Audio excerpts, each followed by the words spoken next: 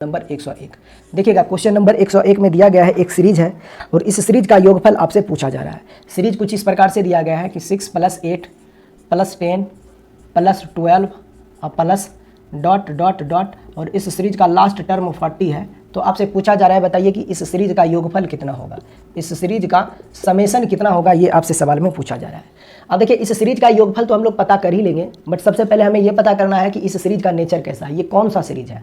आप ध्यान से देखिए और आप हमें ये बताइए कि क्या ये सीरीज एपी का है। तो आपका जवाब आएगा कि सर हाँ ये सीरीज एपी का ही है, क्योंकि कोई भी सीरीज अगर एपी में होता है तो उस सीरीज को पहचानने का सिर्फ और सिर्फ एक ही तरीका है कि अगर कोई भी सीरीज एपी में है तो उसके कॉमन डिफरेंस आपस में सेम होना चाहिए। अगर कॉमन डिफरेंस यानी कि दो पदों के बीच का अंतर जिसे आप सार्व अंतर कहते हो, अगर कोई भी सीरीज एपी में होता है तो उसके कॉमन डिफरेंस आपस में हमेशा सेम होते हैं। कॉमन डिफरेंस कहने का मतलब होता है सार्व अंतर, दो पदों के बीच का अंतर हमेशा समान होगा किसी भी एपी का। तो देखिए अगर यह सीरीज एपी में है ना तो इसके किसी भी दो पदों के बीच का अंतर आप निकाल दीजिए, आप पाओगे सब जगह इसका अंतर समान ही आएगा। जैसे देखिए इन दोनों के बीच का अंतर कितने का है, 2 का है। इन दो पदों के बीच का अंतर कितने का है, 2 का है। इन दो पदों के बीच का अंतर कितने का है, 2 का है। और उसी प्रकार से ये आगे भी चलता रहेगा और किसी भी दो पदों के बीच का अंतर आपको 2 ही मिलेगा। इसका मतलब ये पता हमें चल गया है कि ये जो सीरीज दिया गया है ये सीरीज एपी का ही है, ये सीरीज एपी का ही है जिसका फर्स्ट टर्म 6 है और लास्ट टर्म 40 है और कॉमन डिफरेंस 2 है। तो हमसे सवाल में पूछा जा रहा है बताइए इस सीरीज का सम कितना होगा। इस सीरीज का सम निकालने के लिए, इस एपी के सीरीज का योगफल निकालने के लिए सबसे पहले आपको पता करना होगा कि इस सीरीज में नंबर ऑफ टर्म्स कितने हैं, यानी कि इस सीरीज में पदों की संख्या कितनी है, सबसे पहले हमें यह जानना होगा। तो देखिए कोई भी सीरीज अगर एपी में होता है जिसके कॉमन डिफरेंस आपको पता है, फर्स्ट टर्म पता है, लास्ट टर्म पता है, तो आप आसानी से पता कर सकते हो कि उस सीरीज में पदों की संख्या कितनी होगी, उस सीरीज में नंबर ऑफ टर्म्स कितने होंगे, है कि नहीं है। देखिए अपने पास क्या है, अपने पास है फर्स्ट टर्म 6 है, अपने पास लास्ट टर्म है, इसकी वैल्यू आपको दिया गया है 40 है, एंड अपने पास कॉमन डिफरेंस जिसे आप लोग सार्व अंतर कहते हो वो वैल्यू भी अपने पास है कितना, 2 है। अब हमें चाहिए कि एन की वैल्यू, मतलब कि इस सीरीज में नंबर ऑफ टर्म्स कितने हैं, पदों की संख्या क्या होगी। अगर कोई भी सीरीज एपी में है तो उस सीरीज में जो नंबर ऑफ टर्म्स होता है, उस सीरीज में पदों की जो संख्या होती है वह होता है last term minus first term, last term minus first term अब बट्टे कॉमन डिफरेंस आप +1। इस फॉर्मूला से आप किसी भी सीरीज में पदों की संख्या आप पता कर सकते हो अगर वो सीरीज एपी का है तो।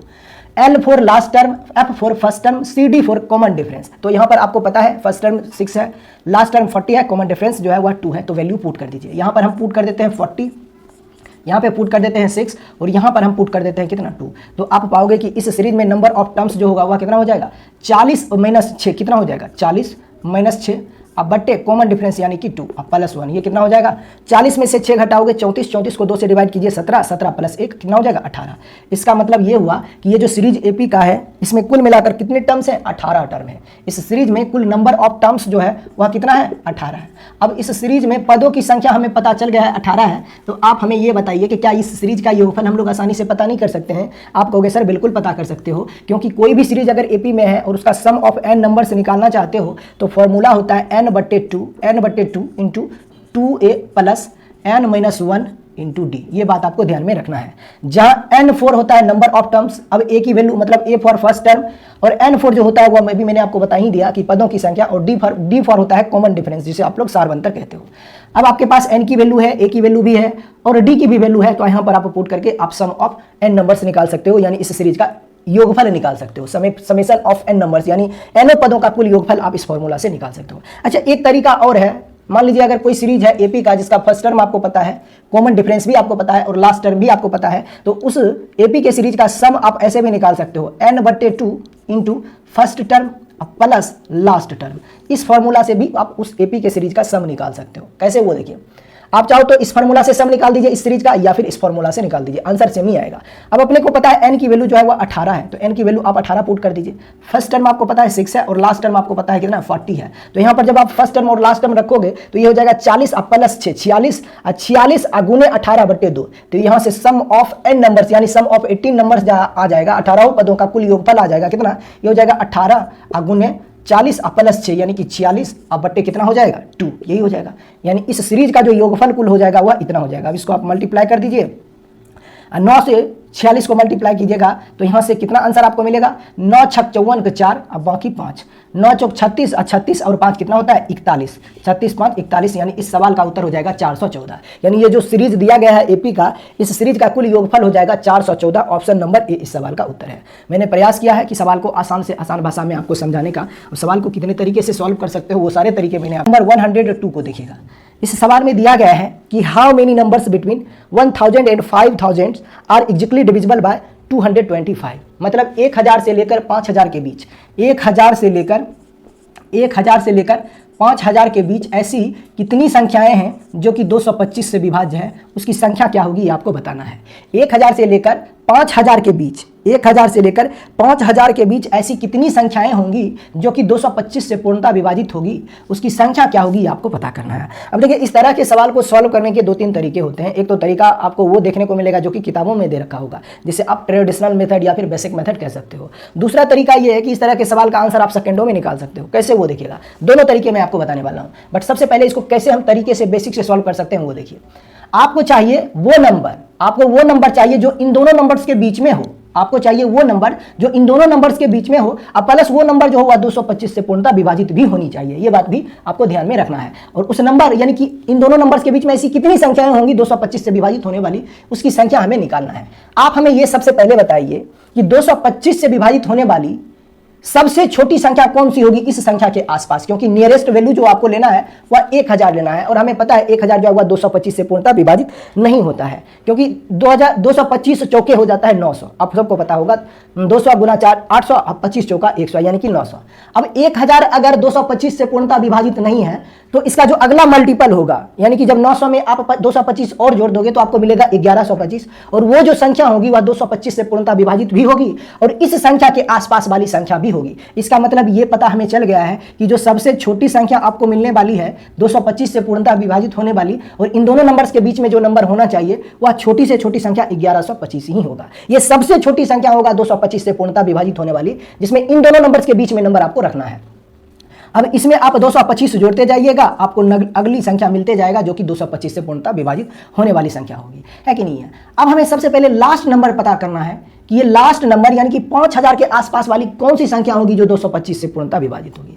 आप एक चीज बताइए, सबसे पहले एक चीज ध्यान दीजिएगा कि क्या ये 4500 जो होता है, क्या ये 225 से पूर्णतः विभाजित होता है। आपका जवाब आएगा एक लाइन में, हाँ सर बिल्कुल होता है, क्योंकि 225 को अगर आप 2 से गुना कर दोगे तो ये 450 बना देगा। इतना बात आपको पता है। लेकिन ये 450 पे एक जीरो और है, इसका मतलब अगर मैं 225 को 20 से मल्टीप्लाई कर देता हूं तो मुझे 4500 मिल जाएगा। मतलब 4500 को 225 20 बार में काट देगा। यहां से हमें यह पता चला कि 4500 अगर 225 से पूर्णतः विभाजित है, अगर 4500 225 से पूर्णतः विभाजित है तो 4500 में और मैं कम से कम कितना जोड़ सकता हूं कि इस नंबर के आसपास जाया जा सके। तो आपका जवाब होगा कि सर 225 का आप मल्टीपल इसमें और जोड़ सकते हो। कितना मल्टीपल? तो चूंकि 4500 225 से विभाजित है तो इसमें हम और 450 ऐड कर सकता हूं। अगर इसमें आप 450 और ऐड कर दोगे तो जो सम आपको मिलेगा इन दोनों का वह 4950 होगा, जो कि इससे कम ही है कि नहीं है। और जो 4950 होगा, 4950 जो नंबर होगा, ये संख्या जो होगी वह 225 से पूर्णतः विभाजित होगी।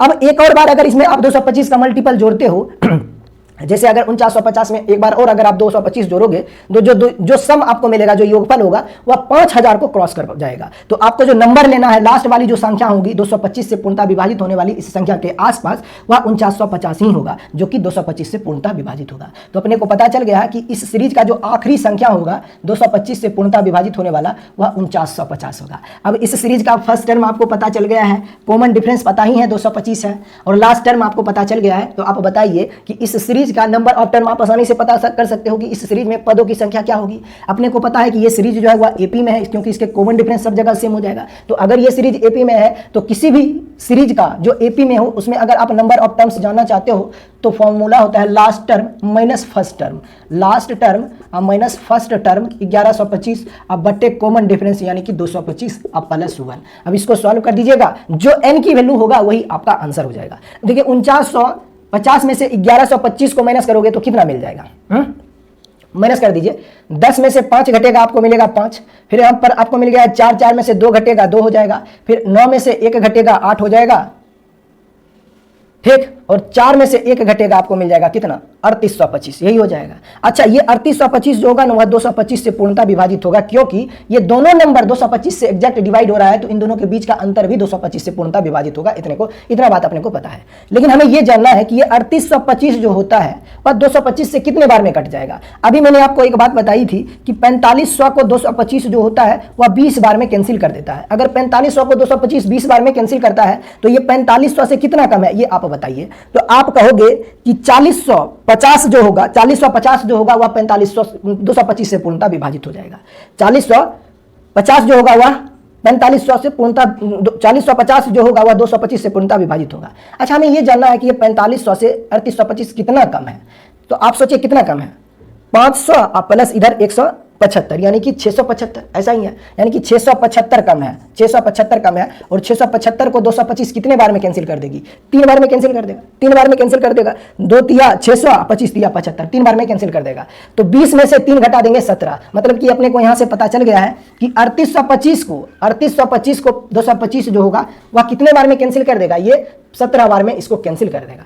3825 को 225 17 बार में कैंसिल कर देगा। तो यहां से n की वैल्यू आपको क्या मिल जाएगा, 17। इन दोनों का जो सम हो जाएगा, इन दोनों का जो डिफरेंस होगा और उसको 225 से डिवाइड करोगे तो डायरेक्ट आपको रिजल्ट मिलेगा 17। अब 17 में +1 ऐड करोगे तो आपको नंबर ऑफ टर्म्स मिल जाएगा कितना, 18। और यही इस सवाल का उत्तर होगा। हमसे पूछा जा रहा था कि बताइए 1000 से लेकर 5000 के बीच ऐसी कितनी संख्या होगी 225 से पूर्णतः विभाजित होने वाली। तो ऐसी कुल मिलाकर 18 संख्या है।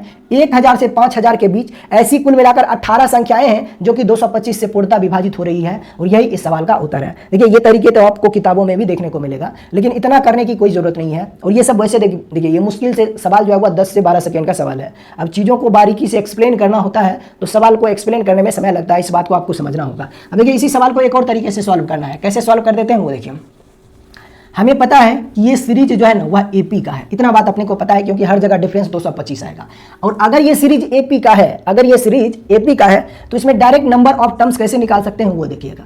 आपको मोटा मोटी ये देखना है कि इन दोनों के बीच का अंतर कितना हो रहा है। तो आप कहोगे 5000 में से 1000 घटाएंगे तो अंतर मोटा मोटी आपको 4000 देखने को मिलेगा। वैसे ये अंतर 4001 है, लेकिन आप इसको मान के चलिए 4000 है। मान लीजिए इन दोनों के बीच का अंतर अगर 4000 है और आपको चाहिए वो संख्या जो 225 से पूर्णतः विभाजित होने वाली हो, यानी कि 225 से पूर्णतः विभाजित होने वाली संख्याओं की संख्या कितनी होगी इन दोनों नंबर्स के बीच में, वो नंबर आपको चाहिए। तो हमने ये निकाला कि इन दोनों नंबर्स के बीच में कुल मिलाकर 4000 संख्याएं हैं। अब इसमें से हमें वो सारे 225 के मल्टीपल को हमें माइनस करना है। इसमें से 225 के जितने भी मल्टीपल हो सकते हैं उन सबको हमें माइनस करना है। तो इसके लिए आप क्या कीजिए, इसको 225 से डिवाइड कर दीजिए। यहां पर जो इंटीजर वैल्यू होगा उसी के आसपास वाला इंटीजर हमारा आंसर हो जाएगा। मान लीजिए कि यहां पर जो इंटीजर नंबर आ गया वह 10 पॉइंट समथिंग आ गया, 10.876 कुछ भी आ गया ऐसा। तो आपका जो आंसर होगा ना वह 10 नहीं होगा या 9 नहीं होगा, वह अगला इंटीजर हो जाएगा, 11 हो जाएगा, जो कि ऑप्शन में दे रखा होगा। यानी इस इंटीजर के आसपास वाला कोई भी ऑप्शन अगर होगा ना, इससे कम वाला नहीं, आसपास मतलब इससे ज्यादा वाला, तो वही आपका उत्तर हो जाएगा। अब इसको आप सॉल्व कर दीजिए। देखिए ना, 4000 को 225 से डिवाइड करना है। अभी मैंने आपको कहा था कि 40/150 को 225 पूर्णतः विभाजित करती है कितने बार में, 18 बार में। ये चीजें मैंने आपको बता रखी है। और ये 4000 जो है ना, 4000 जो है वह इससे सिर्फ कितना कम है, 50 ही कम है, ज्यादा कम नहीं है, सिर्फ और सिर्फ 50 ही कम है। इसका मतलब यह हुआ कि यहां पर जब इसको हम 225 से डिवाइड करेंगे तो जो उत्तर आपको मिलेगा, एग्जैक्ट जो आपका आंसर होगा वह 17.8 समथिंग कुछ आएगा, 87 कुछ भी आ जाएगा ऐसा करके। तो आपका जो उत्तर होने वाला है वह इस संख्या का जो अगला इंटीजर नंबर होगा वही आपका उत्तर होगा। तो इसका अगला इंटीजर क्या होगा, 18 ही होगा ना, जो कि ऑप्शन में दिया गया है। और यही सवाल का उत्तर भी हो जाएगा। इससे कम वाला इंटीजर नंबर आंसर नहीं होगा, आपका उत्तर जो होगा वह इससे ज्यादा ही होगा ना। तो इससे कम वाला उत्तर कैसे आप लगा सकते हो, तो इसका जस्ट अगला इंटीजर ऑप्शन में दिया गया है 18, 19 भी नहीं लगाना है, क्योंकि आपका आंसर जो है वो 18 के आसपास वाली संख्या है, 17.8 समथिंग कुछ करके आ जाएगा। तो उत्तर जो आपको लगाना है वह जस्ट इसका अगला इंटीजर, इससे पहले वाला इंटीजर 16 मत लगा दीजिएगा, क्योंकि आपका उत्तर जो होगा वह 18 के आसपास वाली संख्या है। तो डायरेक्ट आप उत्तर लगा दीजिए 18, और यही सवाल का उत्तर है। मतलब कि 4000 में 225 के कुल कितने मल्टीपल होंगे, 18 मल्टीपल होंगे। और यही सवाल का उत्तर है। हमसे पूछा जा रहा था कि बताइए 1000 से लेकर 5000 के बीच ऐसी कितनी संख्या होगी 225 से विभाजित होने वाली, तो ऐसी कुल 18 संख्या होगी। और ये सवाल का उत्तर है। तो एग्जाम में कैसे सॉल्व करना है, बस डिफरेंस निकाल देना है, और जो संख्या आप निकालना चाह रहे हो जिससे विभाजित होने वाली, उससे उसको चुपचाप डिवाइड कर देना है। तो जो इंटीजर नंबर आएगा उसी संख्या के आसपास वाली संख्या आपका आंसर होगा, या फिर डायरेक्ट वो ऑप्शन हो जाएगा। यानी जैसे 17 आया था, अगर मान लीजिए ऑप्शन में भी 17 होता तो क्या उत्तर 17 होता, नहीं। अभी हमारा उत्तर जो आया था वह 18 के समथिंग आ गया था, इसलिए हमारा उत्तर 18 होगा। आगे बढ़ते हैं क्वेश्चन नंबर 103 की ओर। क्वेश्चन नंबर 103 को देखिएगा, बेहद ही आसान सवाल है, एसएससी सीजीएल 2018 में आया हुआ है। कहा एक व्यक्ति 5 दिनों में 100 अंगूर खाता है। एक व्यक्ति 5 दिन में 100 अंगूर खाता है, प्रत्येक दिन वह पहले दिन की तुलना में 6 अंगूर अधिक खाता है, तो उसने पहले दिन कितने अंगूर खाए थे, ये आपको पता करना है। अब हमें पता चल गया ये सीरीज जो है वह एपी का है, क्योंकि सभी जगह सार अंतर जो हो रहा है वह समान हो रहा है, मतलब कि कॉमन डिफरेंस सब जगह समान है। अब मान लीजिए कि पहला दिन वह व्यक्ति अगर x अंगूर खाया है तो दूसरा दिन कितना अंगूर खाएगा, इससे 6 अंगूर ज्यादा खाएगा, मतलब कि दूसरा दिन वह x प्लस 6 अंगूर खाएगा। तीसरा दिन कितना अंगूर खाएगा, दूसरे दिन से 6 अंगूर ज्यादा खाएगा, मतलब कि तीसरा दिन कुल मिलाकर x प्लस 12 अंगूर खाएगा। चौथा दिन कितना अंगूर खाएगा, तो चौथा दिन अंगूर जो खाएगा वह तीसरे दिन से 6 अंगूर ज्यादा खाएगा, मतलब कि चौथा दिन जो अंगूर खाएगा वह x प्लस 18 अंगूर खाएगा। पांचवा दिन कितना अंगूर खाएगा, तो पांचवा दिन जो खाएगा वह चौथे दिन से 6 अंगूर ज्यादा खाएगा। तो चौथा दिन अगर x प्लस 18 अंगूर खा रहा है तो पांचवा दिन x प्लस 24 अंगूर खाएगा। तो इस प्रकार से ये व्यक्ति जो है वह 5 दिन में कुल मिलाकर कितना अंगूर खा लेता है, 100 अंगूर खा लेता है। तो देखिए ये भी 5 दिन में उस व्यक्ति के द्वारा खाए गए अंगूरों की संख्या है, और ये भी उसी व्यक्ति के द्वारा 5 दिन में खाए गए अंगूरों की संख्या है, तो इसीलिए दोनों आपस में बराबर हो जाएगा। देखिए मैंने ये बताया आपको कि मान लीजिए कि अगर पहला दिन वह व्यक्ति x अंगूर खाता है तो दूसरा दिन पहले दिन की तुलना में 6 अंगूर ज्यादा खाएगा, यानी कि दूसरा दिन x प्लस 6 अंगूर खाएगा। फिर तीसरा दिन दूसरे दिन के अपेक्षा में 6 अंगूर ज्यादा खाएगा, तो दूसरा दिन x प्लस 6 अंगूर खा रहा है तो तीसरा दिन x प्लस 12 अंगूर खा जाएगा। फिर चौथा दिन कितना अंगूर खाएगा, तो चौथा दिन जो अंगूर खाएगा वह तीसरे दिन से 6 अंगूर ज्यादा खाएगा। तो तीसरा दिन अगर x प्लस 12 अंगूर खा रहा है तो चौथा दिन खाएगा x प्लस 18 अंगूर खा जाएगा। और पांचवा दिन जो अंगूर खाएगा वह चौथे दिन से 6 अंगूर ज्यादा खाएगा। तो चौथा दिन अगर x प्लस 18 अंगूर खा रहा है तो पांचवा दिन इससे 6 अंगूर ज्यादा खाएगा, मतलब x प्लस 24 अंगूर खाएगा। तो इस प्रकार से ये व्यक्ति 5 दिन में कुल मिलाकर 100 अंगूर खा जाता है। इस प्रकार से ये व्यक्ति 5 दिन में कुल मिलाकर कितना अंगूर खा जाता है, 100 अंगूर खा जाता है। तो देखिए ये भी उस व्यक्ति के द्वारा 5 दिन में खाए गए अंगूरों की संख्या है, और ये भी उसी व्यक्ति के द्वारा 5 दिन में खाए गए अंगूरों की संख्या है, तो इसीलिए दोनों आपस में बराबर हो जाएंगे। तो सबको आप जोड़ दीजिए तो यहां से हो जाएगा x plus x plus x plus x, कितना बार x है, तो 5 बार है, तो ये हो जाएगा 5x अब प्लस 24 18, इसको आप देखिए कैसे जोड़ना है, 24 और 12 कितना होता है 36, 36 6 42, 42 18 60, तो ये हो जाएगा 5x अब प्लस 60, अब बराबर ये हो जाएगा कितना 100। अगर 5x प्लस 16 की वैल्यू अगर 100 के इक्वल है, दैट मीन्स कि 5x की वैल्यू 40 के इक्वल होगा, तो x का मान 8 के बराबर होगा। हमसे क्या पूछा था कि बताइए वो व्यक्ति पहला दिन कितना अंगूर खाया था, तो वो व्यक्ति पहला दिन x अंगूर खाया था और x की वैल्यू आपने निकाल दिया है 8, और यही इस सवाल का उत्तर होगा। यानी उस व्यक्ति ने पहले दिन कुल मिलाकर 8 अंगूर खाई थी। अगर हमसे कोई भी सवाल पूछता कि बताइए चौथा दिन उसने कुल कितना अंगूर खाया था, तो यहाँ पे x की वैल्यू 8 रख देते तो उत्तर मिल जाता, चौथा दिन वह 26 अंगूर खाया था। चलिए आगे बढ़ते हैं क्वेश्चन नंबर 104 की ओर। क्वेश्चन नंबर 104 को देखिएगा, क्वेश्चन नंबर 104 को देखिएगा। यहाँ पर भी ये सवाल जो है वह एपी का ही सवाल है। सवाल में दिया गया है कि एक समानांतर श्रेणी की 10 संख्याओं का योगफल 390 है, मतलब एक सीरीज है एपी का जिसमें कुल नंबर ऑफ टर्म्स जो है वह 10 है, यानी कि एक समानांतर सीरीज के कुल मिलाकर 10 पदों का योगफल जो है वह 390 है। यदि तीसरी संख्या, या फिर आप कह सकते हो अगर तीसरा पद 19 है तो पहला पद क्या होगा, पहली संख्या क्या होगा, ये आपको पता करना है। बहुत आसान सवाल है। क्वेश्चन नंबर 104 को देखिएगा, क्वेश्चन नंबर 104 को देखिएगा। सवाल में दिया गया है कि ये सीरीज जो है वह एपी का है जिसमें कुल मिलाकर नंबर ऑफ टर्म्स जो है वह 10 है, यानी कि पदों की कुल संख्या 10 है, और इन 10 पदों का योगफल जो है वह भी सवाल में आपको दिया गया है 390 है। आगे सवाल में दिया गया कि तीसरा पद जो है वह 19 है। अगर कोई भी सीरीज अगर एपी में है तो तीसरा पद, चौथा पद या पांचवा पद कैसे आप लिखते हो। मान लीजिए कि मैं बोलूंगा कि पहला पद, तो पहला पद कहने का मतलब ए हो जाएगा, ऐसे हम लोग लिख सकते हैं। एपी में अगर सीरीज है तो उसका फर्स्ट टर्म जो होगा वह कुछ ऐसा होगा। सेकंड पद क्या होता है, तो दूसरा पद हो जाएगा ए प्लस डी, आप ऐसे भी लिख सकते हो। तीसरा पद क्या होगा, तो तीसरा पद हो जाएगा ए प्लस 2d, है कि नहीं, ये सब बेसिक बातें हैं, आपको पता होगा। मैं बोलूंगा कि चौथा पद क्या होगा, तो चौथा पद हो जाएगा ए प्लस 3d। पांचवा पद क्या होगा, तो ए प्लस 4d। पैटर्न को समझने का प्रयास कीजिए। मैं बोलूंगा 10वां पद क्या होगा, अगर सीरीज एपी में है तो उस सीरीज का 10वां पद क्या होगा, तो ए प्लस 9d हो जाएगा। मैं बोलूंगा 20वां पद क्या होगा, तो आपको ए प्लस 19d हो जाएगा। मैं बोलूंगा 100वां पद क्या होगा, तो आपको ए प्लस 99d हो जाएगा। मतलब कि आप पैटर्न को समझ रहे होंगे कि जितना पद होता है उससे एक कम डी होता है कि नहीं। मतलब कि तीसरा पद तो ए प्लस 2d, दूसरा पद तो ए प्लस डी, तीसरा पद, चौथा पद तो ए प्लस 3d, 100वां पद तो जितना पद होगा उससे एक कम डी की संख्या, यानी 1 प्लस लीनियर डी। अब अपने सवाल में दिया गया था कि उस एपी के सीरीज का जो तीसरा पद है ना, वो सवाल में दिया गया था 19 है। तीसरा पद अगर 19 है, इसका मतलब साफ साफ हुआ कि ए प्लस 2d की वैल्यू जो होगी वह 19 सवाल में दिया गया है। अगर तीसरा पद 19 है मतलब कि a प्लस 2d की वैल्यू जो है वह 19 है, ऐसा सवाल में दिया गया है। अब हमें क्या पता करना है, हमें यह पता करना है कि उस सीरीज की सबसे पहली संख्या क्या होगा, उस सीरीज का जो फर्स्ट टर्म होगा ये वो क्या होगा, ये हमें पता करना है। a प्लस 2d की वैल्यू हमें पता है। अगर कोई भी और पद आपको पता चल जाए, जैसे मान लीजिए कि फोर्थ टर्म आपको पता चल जाए कि फोर्थ टर्म इतना है, या कोई भी पद अगर एक और आपको मिल जाए तो वहां से आप a और d की वैल्यू आसानी से पता कर सकते हो और आंसर तक आप पहुंच सकते हो। तो एक और पद हमें पता करना है, कैसे पता करते हैं वो देखिए। एक चीज सवाल में दिया गया है कि इस एपी के सीरीज में कुल मिलाकर 10 पद हैं और इन 10 पदों का कुल योगफल जो है वह 390 है। तो मैं जानना चाहता हूं कि इस एपी के सीरीज का 9वां पद क्या होगा। तो इसके लिए हमें क्या निकालना होगा, इस सीरीज के 10 पदों का योगफल निकालना होगा। तो सम ऑफ n नंबर्स जो होता है वह होता है n/2 into 2a plus n-1, जहां n बराबर है 10 तो n की वैल्यू या n-1 इंटू डी, आप n को n ही लिख दिए। और ये जो हो गया वह एपी के सीरीज में, मान लीजिए कि कोई सीरीज है एपी का जिसमें कुल n टर्म है, तो उस n पदों का कुल योगफल जो होगा वह इतना हो जाएगा। अब इस सवाल में दिया गया था कि n का मान जो है वह 10 है, यानी इस सीरीज में इस एपी के सीरीज में कुल पदों की संख्या जो है वह 10 है, तो इन 10 पदों का कुल योगफल जो होगा वह इतना हो जाएगा। अब n की वैल्यू यहाँ पे आप रख दीजिए, यहाँ पर भी आप n की वैल्यू रख दीजिए, तो आपको पता चल जाएगा कि इस एपी के सीरीज के 10 पदों का कुल योगफल इतना हो जाएगा। और सवाल में दिया गया है इन्हीं 10 पदों का कुल योगफल जो है वह 390 के बराबर है। तो बस यहाँ पर n की जगह पे हम 10 पुट करेंगे तो यहाँ से आपको कुछ वैल्यू मिलेगा। क्या वैल्यू मिलेगा वो देखिए, यहाँ से अगर आप 10 पुट करते हो तो ये हो जाएगा 10 divided by 2 into 2a plus 10-1 into D, यानी कि ये हो जाएगा 9d, ऐसा ही हो जाएगा। अब बराबर में 390 हो जाएगा। तो देखिए एक जीरो से एक जीरो को हम खत्म कर सकते हैं और डिवाइडेड वाला 2 इधर आके मल्टीप्लाई होगा, तो यहाँ से आपको मिलेगा 2a plus 9d equal to 39 और गुना 2 कितना हो जाएगा 78। तो यहाँ से हमें पता चल गया कि उस एपी के सीरीज का जो 9वां पद होगा वह 10वां पद जो होगा वह कितना हो जाएगा 78 हो जाएगा। उस एपी के सीरीज का तीसरा टर्म आपको पता है, तीसरा पद 19 है और 10वां पद अभी आपने निकाल दिया है 78 है। तो यहाँ से हम निकाल सकते हैं उस सीरीज का पहला पद क्या होगा, दूसरा पद क्या होगा, तीसरा पद क्या होगा, कोई भी टर्म हम लोग आसानी से निकाल सकते हैं। बस ये वाला जो इक्वेशन है उसको यहाँ पे रखेंगे तो ए की वैल्यू या फिर डी की वैल्यू आप आसानी से पता कर सकते हो।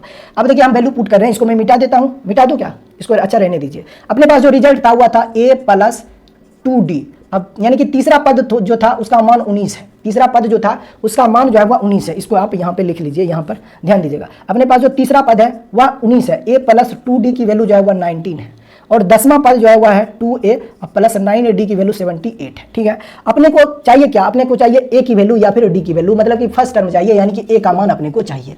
अब a की वैल्यू हम कैसे निकालते हैं वो देखिए। आप क्या करिए, देखिए ये हमारा फर्स्ट इक्वेशन है आपको पता है और ये आपका सेकंड इक्वेशन है।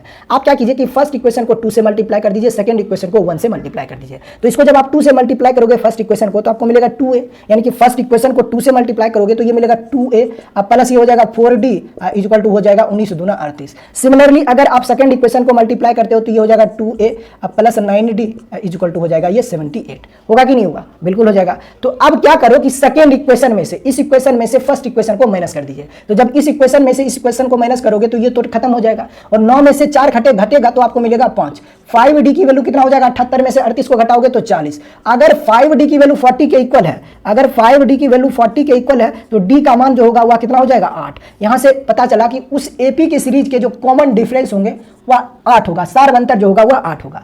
अपने को क्या चाहिए, अपने को चाहिए उस सीरीज के फर्स्ट टर्म यानी कि a की वैल्यू चाहिए।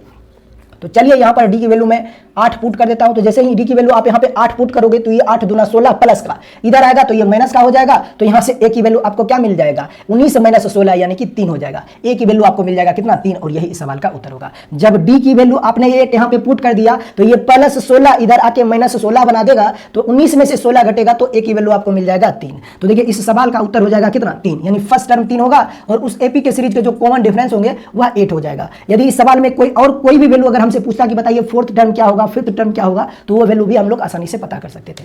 अब देखिए फिर से सीरीज का ही सवाल है। सवाल में दिया गया है एक सीरीज है एपी में जिसमें कुल मिलाकर 3 पद हैं, नंबर ऑफ टर्म्स जो है वह 3 है और इन तीनों पदों का कुल योगफल 30 है और इन तीनों पदों का कुल गुणनफल जो है वह 910 है। तो आपको बताना है कि इस एपी के सीरीज का सबसे बड़ा पद कौन सा होगा, इस सीरीज के सबसे बड़ा टर्म कौन सा होगा, ये आपको पता करना है। बहुत ही आसान सवाल है। नंबर ऑफ टर्म यानी अगर सीरीज एपी में है तो नंबर ऑफ टर्म्स सवाल में दिया गया है 3 है और इन तीनों पदों का योगफल भी सवाल में दिया गया है 30 है, यानी कि सम ऑफ n नंबर्स जो हैं यानी कि पदों की संख्या अगर 3 है और इन तीनों पदों का योगफल भी सवाल में हमें दिया गया है 30 है और इन तीनों पदों का गुणनफल भी सवाल में दिया गया है 910 है, तो आपको बताना है कि इस सीरीज की सबसे बड़ी वैल्यू कौन सी होगी, इस सीरीज का सबसे बड़ा पद कौन सा होगा, ये आपको पता करना है। तो उसके लिए आपको चाहिए क्या, फर्स्ट टर्म चाहिए, कॉमन डिफरेंस चाहिए, तभी आप पता कर पाओगे।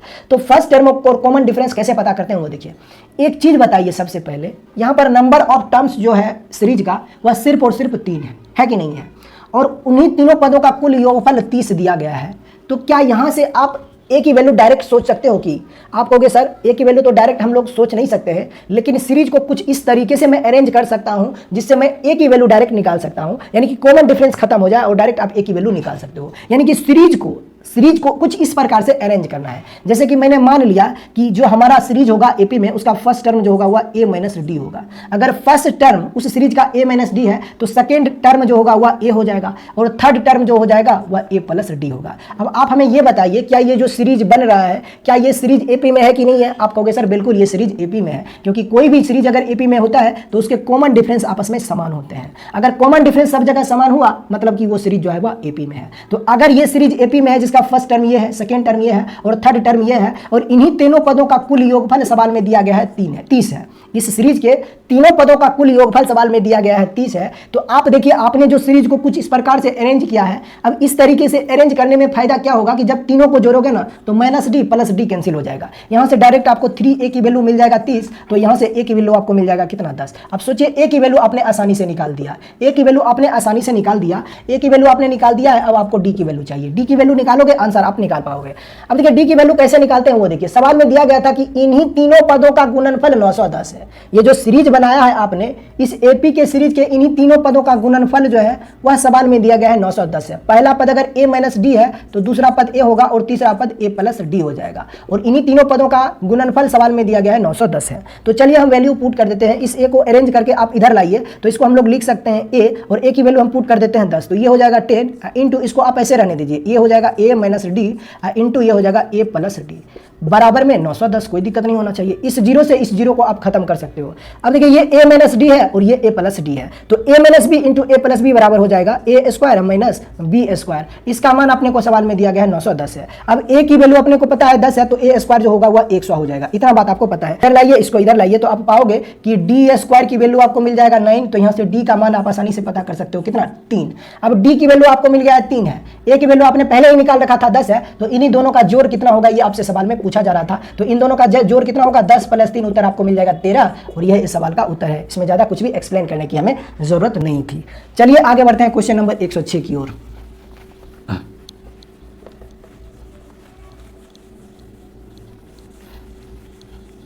क्वेश्चन नंबर 106 को देखिएगा, क्वेश्चन नंबर 106 को देखिएगा, क्वेश्चन नंबर 106 को देखिएगा। सवाल में क्या दिया गया है? सवाल में दिया गया है फिर से एक सीरीज है एपी का, और इसके सम कितने होंगे ये आपसे सवाल में पूछा जा रहा है। बहुत ही आसान सवाल है। 91, 92, 93 और डॉट डॉट ये गया है कहाँ तक, 210 तक गया है या 110 तक, 110 तक गया है। तो इन्हीं सभी पदों का योगफल कितना होगा ये आपसे पूछा जा रहा है। सम कितना होगा ये आपको पता करना है। हमें पता है ये सीरीज जो है वह एपी का है, क्योंकि कॉमन डिफरेंस सब जगह एक आ रहा है। तो अगर ये सीरीज एपी का है जिसका फर्स्ट टर्म 91 है, लास्ट टर्म 110 है, कॉमन डिफरेंस 1 है, तो इस सीरीज में नंबर ऑफ टर्म्स कितना हो जाएगा? तो नंबर ऑफ टर्म्स होता है last term minus first term बट्टे कॉमन डिफरेंस प्लस 1। ये कितना हो जाएगा? 110 में से आप 91 को माइनस करोगे, 110 में से अगर आप 91 को माइनस कर दीजिए कॉमन डिफरेंस डिवाइडेड बाय 1 आप प्लस 1, तो यहाँ से नंबर ऑफ टर्म्स कितना हो जाएगा? ये हो जाएगा, कितना हो जाएगा, घटा दीजिए, तो ये हो जाएगा 10 में 91 में 110 में से आप 91 को माइनस कर दोगे तो आपको क्या मिल जाएगा? 19 प्लस 1 यानी कि 20 मिल जाएगा। ये कितना हो जाएगा?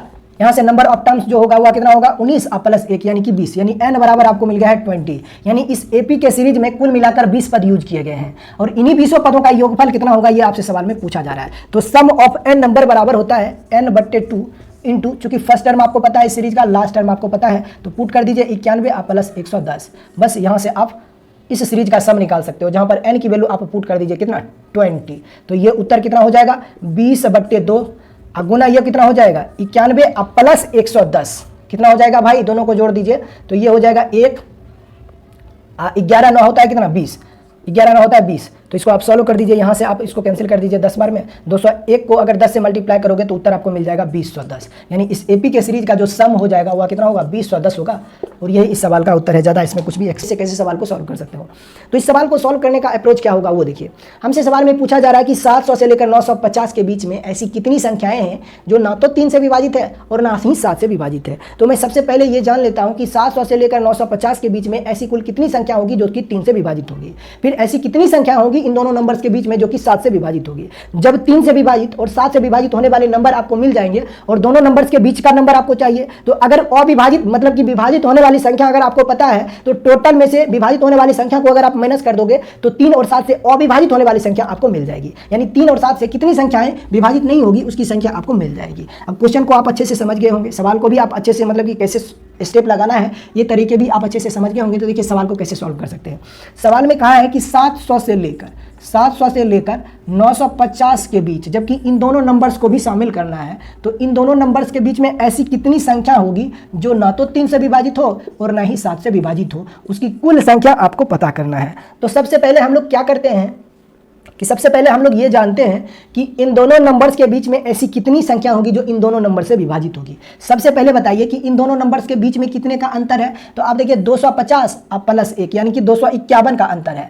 इन दोनों नंबर्स के बीच में कुल मिलाकर 251 का अंतर है। और हमें ये जानना है कि इन दोनों नंबर्स के बीच में ऐसी कितनी संख्या होगी जो 3 से विभाजित होगी, ये मुझे जानना है। तो इन दोनों नंबर्स के बीच में कुल मिलाकर इतने नंबर्स हैं और मुझे पता करना है कि इतने नंबर इतनी संख्याओं में से कुल कितनी संख्या 3 से विभाजित होगी। तो 3 से विभाजित होने वाली संख्याओं की कुल संख्या जो होगी वह इतनी हो जाएगी, है कि नहीं है। अब इसको आप 3 से डिवाइड कर दीजिए तो ये हो जाएगा कितना 3 8 24, 3 8 24, कैरी आपको मिल जाएगा कितना 1 हो जाएगा और लास्ट डिजिट क्या है 1 है, तो संख्या बना देगा 11। अब 11 को 3 से डिवाइड करोगे तो यहां पर आपको मिल जाएगा जो संख्या आपको मिलेगा वह 3 पॉइंट समथिंग मिलेगा, मतलब 3.8 समथिंग कुछ करके मिलेगा। तो इसका अगला पूर्णांक आपको लेना है। इसका क्या लेना है अगला पूर्णांक। तो 3 का अगला पूर्णांक क्या होता है 4 होता है। मतलब यह कि 251 को जब आपने 3 से डिवाइड किया तो आपको मिल रहा है 84। 84 का मतलब क्या हुआ, इसका मतलब यह हुआ कि 251 में से ऐसी कुल 84 संख्याएं होंगी जो कि 3 से विभाजित होगी। मतलब यह कि 700 से लेकर 950 के बीच में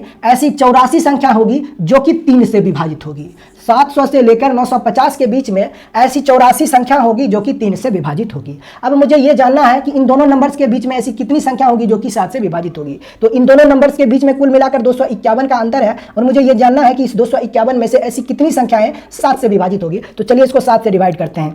7 तिया 21 हो जाएगा, फिर से शेषफल आपको मिल जाएगा 4 और आखिरी डिजिट जो है वह 1 है। आप सोचिए कि 41 को अगर मैं 7 से डिवाइड करता हूं तो मुझे उत्तर जो मिलेगा वह कितना मिलेगा, उत्तर जो मिलेगा वह मिलेगा 5.89 ऐसा कुछ के मिलेगा या फिर 5.9 करके कुछ भी मिलेगा। मतलब आप देख रहे हो कि ये 6 से थोड़ा सा कम है। अगर एक ही जगह पर मैं यहाँ पे 2 लगा देता हूँ तो डायरेक्ट इन दोनों का मान जो आ जाएगा, इसका जो वैल्यू आ जाएगा जब इसको आप डिवाइड करोगे 7 से तो आपको मिल जाएगा 6। मतलब ये है कि इसको जब 41 को 7 से डिवाइड करोगे तो आपको रिजल्ट मिलेगा 5.8 के समथिंग के आसपास, है कि नहीं है। तो हमें जो उत्तर लेना है वह इसका जस्ट अगला मल्टीपल, क्योंकि मतलब कि 41 को जब आप 7 से डिवाइड करोगे तो जो उत्तर आपको मिलेगा वह 6 से थोड़ा सा कम। तो आप डायरेक्ट इंटीजर वैल्यू जो लेना है आपको वह 5 से अगला इंटीजर लेना है। तो 5 का अगला मल्टीपल इंटीजर क्या हो जाएगा 6 हो जाएगा। तो इसका मतलब हमें यह पता चल गया कि इस 291 में से कुल 36 संख्याएं हैं जो कि 7 से विभाजित होगी। मतलब यह कि 700 से लेकर 950 के बीच में ऐसी 36 संख्याएं हैं, ऐसी 36 संख्याएं हैं जो कि 7 से पूर्णतः विभाजित हो रही है।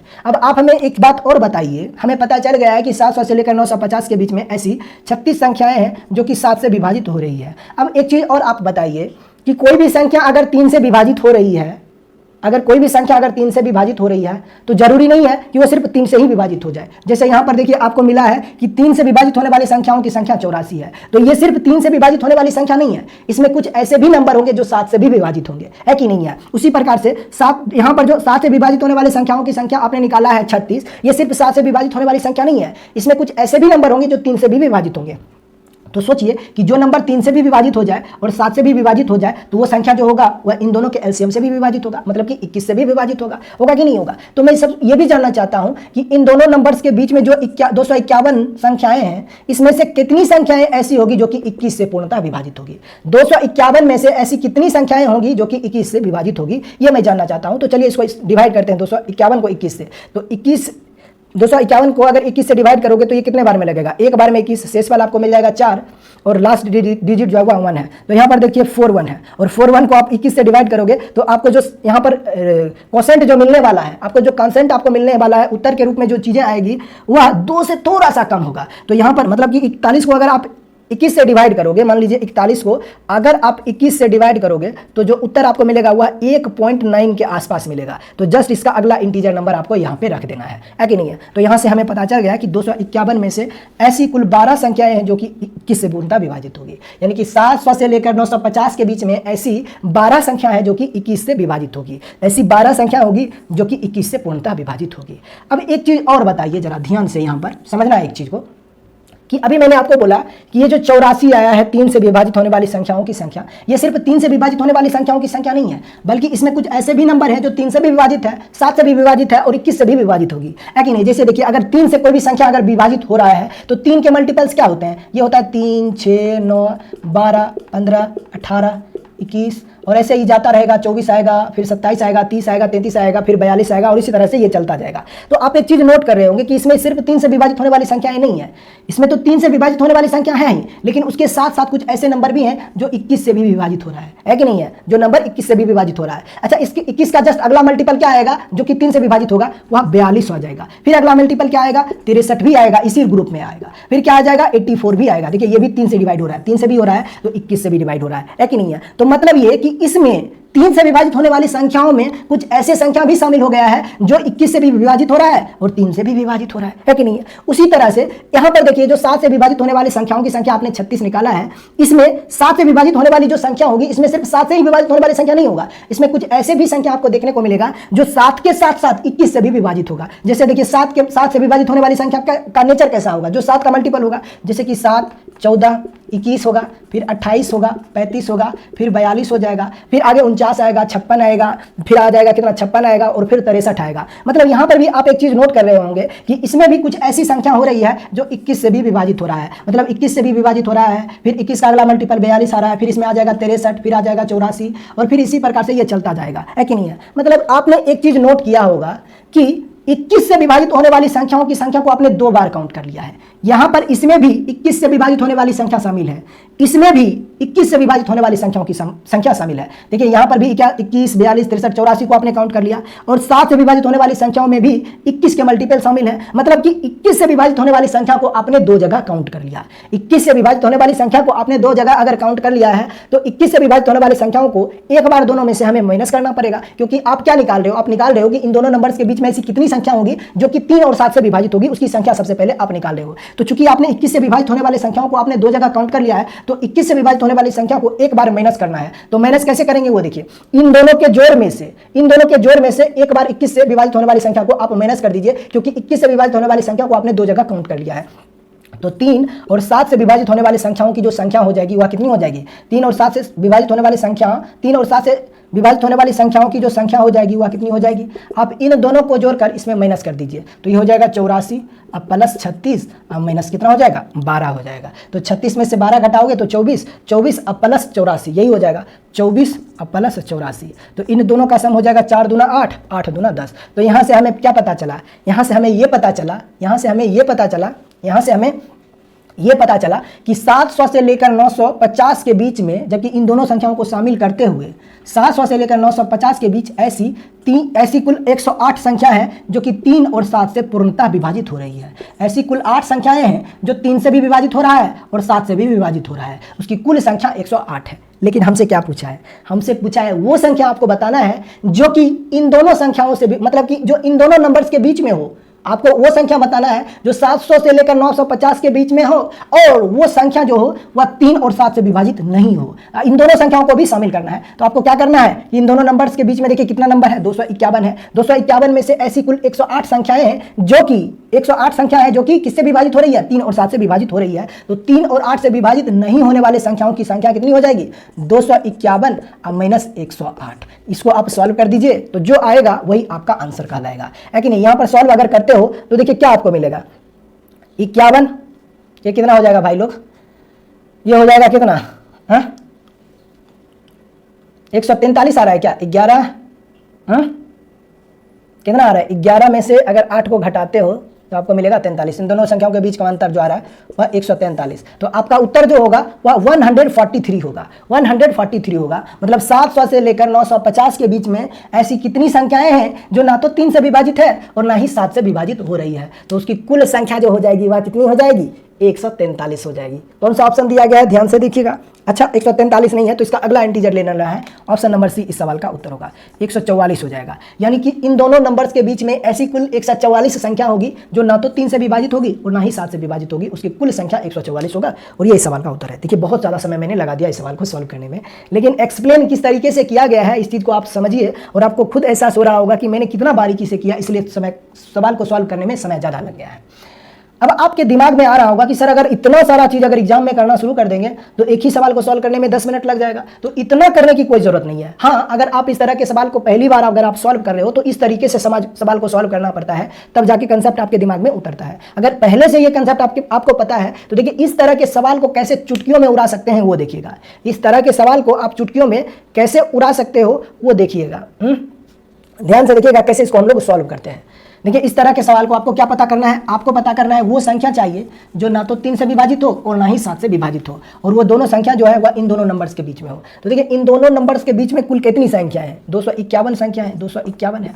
और आपको कौन सी संख्या चाहिए? आपको वो संख्या चाहिए जो ना तो 3 से विभाजित हो और ना ही 7 से विभाजित हो। जैसे मैं यहाँ पर एक नंबर लिख रहा हूँ, एक सीरीज बनाता हूँ 1 2 3 4 5 6 7 8, ये सारे नंबर्स जो है वह एपी के सीरीज के हैं, है कि नहीं है? अब मैं आपसे ये बोलता हूं कि इस संख्या में पहली 3 संख्या को ध्यान दीजिएगा और मैं आपसे पूछता हूं कि पहली 3 संख्या में से ऐसी कितनी संख्या है जो कि 3 से विभाजित होगी? तो आप कहोगे सर पहली 3 संख्या में सिर्फ एक ही संख्या है जो 3 से विभाजित हो रहा है।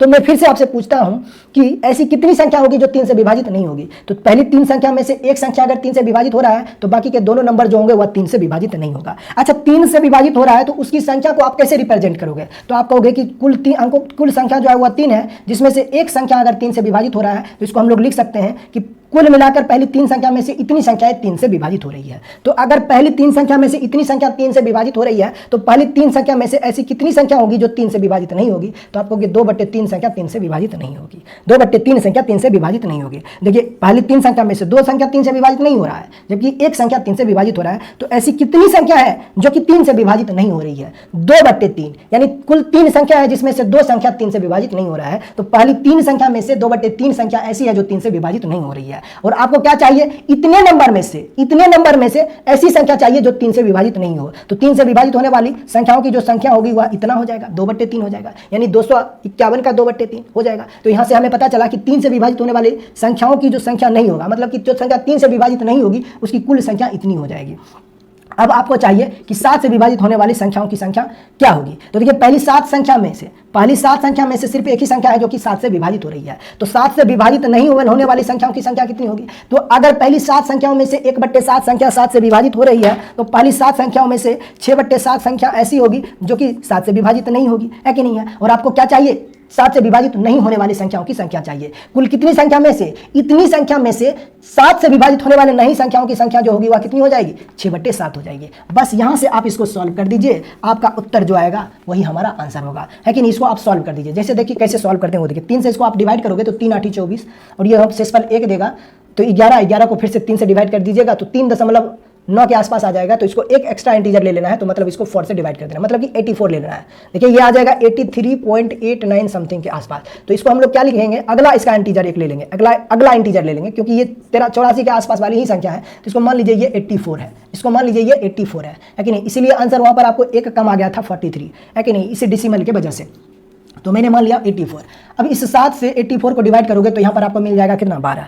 अब आपको मिल गया है 12। अब ऊपर में कितना है? 2, उधर इधर 6 है। तो देखिए 6 गुना 2 कितना हो जाएगा? 12। 12 गुना 12 कितना हो जाएगा? देखिए 12 गुना 12 यानी 144। और यही सवाल का उत्तर है। देखिए कितना आसानी से सवाल आपने सॉल्व कर दिया। यानी कि 700 से लेकर 950 के बीच में ऐसी कितनी संख्या होगी जो ना तो 3 से विभाजित होगी और numbers are there between 1 to 200 which are divisible by 3 but not by 7। मतलब 1 से लेकर 200 के बीच में ऐसी कितनी संख्या है जो 3 से तो विभाजित होनी चाहिए लेकिन 7 से विभाजित नहीं होनी चाहिए, उसकी संख्या क्या होगी ये हमें पता करना है। सबसे पहले आप ये बताइए कि इन दोनों नंबर्स के बीच में कुल मिलाकर 200 संख्याएं हैं, कुल मिलाकर 200 संख्या है और हम ये जानना चाहते हैं कि इन दोनों नंबर्स के बीच में ऐसी कितनी संख्या होगी जो कि 3 से विभाजित होगी। तो इन दोनों नंबर्स में के बीच में कुल मिलाकर 200 संख्या है और हमें जानना है कि इन दोनों नंबर्स के बीच में ऐसी कितनी संख्या होगी जो कि 3 से विभाजित होगी। यानी 3 से विभाजित होने वाली संख्याओं की कुल संख्या जो होगी वह इन दोनों नंबर्स के बीच में वह इतना हो जाएगा। अब इसको आप डिवाइड कर दीजिए, कितना हो जाएगा 3 छक 18, 3 छक 18। मतलब हमें पता चल गया कि 1 से लेकर 200 के बीच में ऐसी कुल 66 संख्या है जो कि 3 से विभाजित हो रही है। 1 से लेकर 200 के बीच में ऐसी 66 संख्याएं हैं जो कि 3 से विभाजित हो रही है। अब आपको वो नंबर चाहिए जो 3 से तो विभाजित हो, उसकी संख्या तो चाहिए, लेकिन 7 से विभाजित होने वाली संख्या नहीं चाहिए। अब आपको मैंने एक बात बताया था कि कोई भी नंबर अगर 3 से डिवाइड होता है तो जो 3 के मल्टीपल होते हैं वही 3 से डिवाइड होते हैं, जैसे कि 3, 6, 9, 12, 15, 18, 21, फिर ऐसे ही चलता जाएगा, 24 आएगा, फिर 42 आएगा, 63 आएगा, बहुत सारी संख्या आएगी जो कि 3 से विभाजित होगी।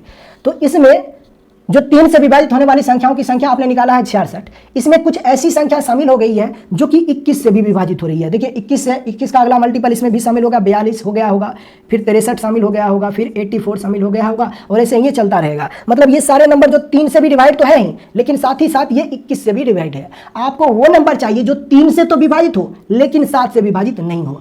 अगर 3 के सारे मल्टीपल में से 21 से विभाजित होने वाली सारी संख्या को अगर मैं माइनस कर देता हूं तो हमें पता चल जाएगा कि जो संख्या होगी वह सिर्फ और सिर्फ 3 से ही विभाजित होगी, वो 7 से विभाजित नहीं होगी। क्योंकि अगर 3 के मल्टीपल में से 21 के सारे मल्टीपल को आपने हटा दिया, मतलब कि 7 के मल्टीपल को आपने हटा दिया, मतलब कि जो संख्या अगर 21 से डिवाइड हो रहा है वह 3 से तो होगा ही होगा, 7 से भी होगा। लेकिन अगर 21 के सारे मल्टीपल को आपने हटा दिया, मतलब कि 7 के सारे मल्टीपल को आपने हटा दिया, और यही एग्जामिनर आपसे पूछा भी है कि बताइए 1 से लेकर 200 के बीच में ऐसी कितनी संख्या होगी जो 3 से तो विभाजित होनी चाहिए लेकिन 7 से विभाजित होनी नहीं चाहिए। तो आप क्या कीजिए कि सबसे पहले आप यह पता कर लीजिए कि 1 से लेकर 200 के बीच में ऐसी कितनी संख्या होगी जो 21 से विभाजित होगी। तो हमें पता है इन दोनों नंबर्स के बीच में कुल 200 संख्या है और हम ये जानना चाहते हैं कि इसमें से कितनी संख्या होगी जो कि 21 से विभाजित होगी। इसमें से कितनी संख्या होगी जो कि 21 से विभाजित होगी। तो 21 8 होता है 192, 8 बार में ये कैंसिल हो जाएगा। तो यहां से हमें पता चल गया कि इन दोनों नंबर्स के बीच में कुल 8 संख्या ऐसी है जो कि 21 से विभाजित हो रही है और जो 21 से विभाजित होगा वह 7 से भी विभाजित होगा, लेकिन हमें 7 से विभाजित होने वाले नंबर नहीं चाहिए। तो आप क्या कीजिए कि 66 में से 8 को माइनस कर दीजिए और जो आएगा वही आपका उत्तर हो जाएगा। 66 में से अगर आप 8 को माइनस करते हो तो देखिए उत्तर आपका मिलना चाहिए 58। ऑप्शन में दिया है क्या, ऑप्शन में दिया है क्या, ऑप्शन नंबर सी दिया गया है। ऑप्शन नंबर सी दिया गया है। क्यों दिया है option number C? Option number C क्यों दिया गया है पता है? ऑप्शन नंबर सी क्यों दिया है पता है? वो इसलिए दिया गया है क्योंकि यहां पर एक और आपको काउंट करना चाहिए था, यहां पर आपको एक और काउंट करना चाहिए था। अब 67 में से अगर आप 8 को माइनस करते हो तो आपको क्या मिलेगा? 59 मिलेगा, है कि नहीं है? तो देखिए 66 में से अगर आप 8 को माइनस करते हो तो उत्तर आपको मिलना चाहिए कितना? उत्तर आपको मिलना चाहिए 58, लेकिन उत्तर के रूप में 58 के आसपास वाली जो संख्या होगी यही आपका उत्तर होगा। तो देखिए 58 के आसपास की जो संख्या है वह ऑप्शन नंबर सी है 57 और यही इस सवाल का उत्तर है कि नहीं? यही आपका उत्तर होगा। अच्छा, कहाँ पर गलती हमने कर दिया है कि हमारा उत्तर एग्जैक्ट 57 क्यों नहीं आ रहा है? कोई बता सकता है? कोई बता सकता है कि हमारा उत्तर 58 क्यों नहीं आया है, 57 क्यों नहीं आया है एग्जैक्ट? कोई बता सकते हो? कोई बता सकते हो क्या कि ऐसी, अच्छा क्या पूछा था, 1 से लेकर 200 के बीच में कितनी संख्या है जो 3 से तो विभाजित है लेकिन 7 से विभाजित नहीं है? 3 से विभाजित होने वाली संख्याओं की कुल संख्या 66 है। 21 से विभाजित होने वाली संख्याओं की कुल संख्या 8 है। मतलब ये कि 21 से विभाजित होने वाली जो संख्या होगी वह 7 से भी विभाजित होगी। तो मुझे वो नंबर चाहिए जो 7 से विभाजित नहीं होना चाहिए। तो 3 से विभाजित होने वाली संख्याओं में से अगर 21 से विभाजित होने वाली संख्याओं की संख्या हम माइनस कर देते हैं, मतलब कि 7 के मल्टीपल को हमने हटा दिया, तो हमें जो उत्तर आपको मिलेगा वह सिर्फ और सिर्फ 3 से विभाजित होने वाली संख्याओं की संख्या मिलेगा। तो यहाँ पर 66 में से हमने जब 8 को माइनस किया तो कितना मिल रहा है भाई लोग? मिल रहा है 58। कहीं पे कोई कैलकुलेशन मिस्टेक तो नहीं हुआ है ना? देख लीजिएगा। बाकी उत्तर होगा ऑप्शन नंबर सी, जो इस संख्या के आसपास वाली संख्या होगी वही आपका उत्तर होगा। कहीं तो जरूर कैलकुलेशन मिस्टेक हुआ है जिसकी वजह से हमारा उत्तर 58 आया है, लेकिन फाइनल आंसर जो होगा वह इस संख्या के आसपास। देखिए कैलकुलेशन मिस्टेक भी हो गया तो कोई दिक्कत नहीं है, आंसर आप एग्जाम में सटीक लगाओगे क्योंकि आपका जो आंसर होगा वह इस संख्या के आसपास वाली संख्या होगा। तो देखिए इस संख्या के आसपास वाली संख्या कौन सा है? 57 है या 66 है? आप कहोगे 57, 50 7 है और यही सवाल का उत्तर होगा। ये संख्या तो हो ही नहीं सकता है। क्यों नहीं हो सकता है? तो ये सारी संख्या जो है वो सिर्फ और सिर्फ 3 से विभाजित होने वाली संख्या है। आपको वो नंबर चाहिए जो सिर्फ 3 से तो विभाजित हो लेकिन 7 से विभाजित नहीं हो। जो 7 से विभाजित नहीं होगा इसका मतलब ये हुआ कि 3 के सारे मल्टीपल में से 66 में से 3 के सारे मल्टीपल आपने निकाला था 66, उसमें से 21 के सारे मल्टीपल को आप माइनस कर दीजिए, उत्तर आपको मिल जाएगा। चलिए आगे बढ़ते हैं क्वेश्चन नंबर 109 की ओर। क्वेश्चन नंबर 109 को देखिएगा, कहा how many 2 digits numbers are divisible by 3 but not by 7। मतलब 2 अंकों की संख्या कितनी है, 2 अंकों की ऐसी कितनी संख्याएं हैं जो 3 से विभाज्य है लेकिन 7 से विभाज्य नहीं है। 2 अंकों की संख्या जो होता है वह शुरू में यहाँ से शुरू होता है और आखिर तक कहाँ तक जाता है, 99 तक जाता है। तो आपको यह पता करना है कि इन दोनों नंबर्स के बीच में ऐसी कितनी संख्या होगी जो 3 से विभाजित होगी लेकिन 7 से विभाजित नहीं होनी चाहिए। ठीक है, इन दोनों नंबर्स के बीच में ऐसी कितनी संख्या होगी जो 3 से तो विभाजित हो लेकिन 7 से विभाजित नहीं होनी चाहिए। फिर से वही कंसेप्ट हमें लगाना है जो कंसेप्ट अभी मैंने लगाया था। सबसे पहले आप ये चेक कर लीजिए कि इन दोनों नंबर्स के बीच में ऐसी कितनी संख्या होगी जो कि 3 से विभाजित होगी। तो देखिए इन दोनों नंबर्स के बीच में कुल मिलाकर 90 नंबर्स हैं, कुल मिलाकर 90 नंबर्स हैं और इसको जब आप 3 से डिवाइड करोगे ना तो आपको क्या मिल जाएगा, आपको मिलेगा 30। इसका मतलब ये हुआ कि ऐसी 33 संख्या है। 33 दिया कितना होता है भाई, 99 होता है, 30 होगा। इसका मतलब ये हुआ कि इन दोनों नंबर्स के बीच में ऐसी 30 संख्याएं हैं जो कि 3 से विभाजित हो रही है। अब 3 से विभाजित होने वाली संख्याओं की संख्या आपको चाहिए लेकिन 7 से विभाजित होने वाली संख्या नहीं चाहिए। अब देखिए इसमें ये जो 3 अंकों से 3 से विभाजित होने वाली संख्याओं की संख्या आपने 30 निकाला है, इसमें कुछ ऐसी संख्या है जो 21 से भी विभाजित हो गया है और जो 21 से विभाजित हो गया है वह 3 से भी विभाजित होगा और 7 से भी विभाजित होगा। आपको चाहिए वो नंबर जो सिर्फ 3 से विभाजित हो लेकिन 7 से विभाजित नहीं होना चाहिए। तो आप क्या कीजिए कि इसमें से 21 के सारे मल्टीपल को आप माइनस कर दीजिए। तो 21 के कितने मल्टीपल इसमें हो सकते हैं आप बता सकते हो क्या? इसमें 21 के कितने मल्टीपल हो सकते हैं आप बता सकते हो क्या? तो आप कहोगे कि आप 90 को 21 से भाग कर दीजिए तो आप पाओगे 21 चौका कितना होता है, 84।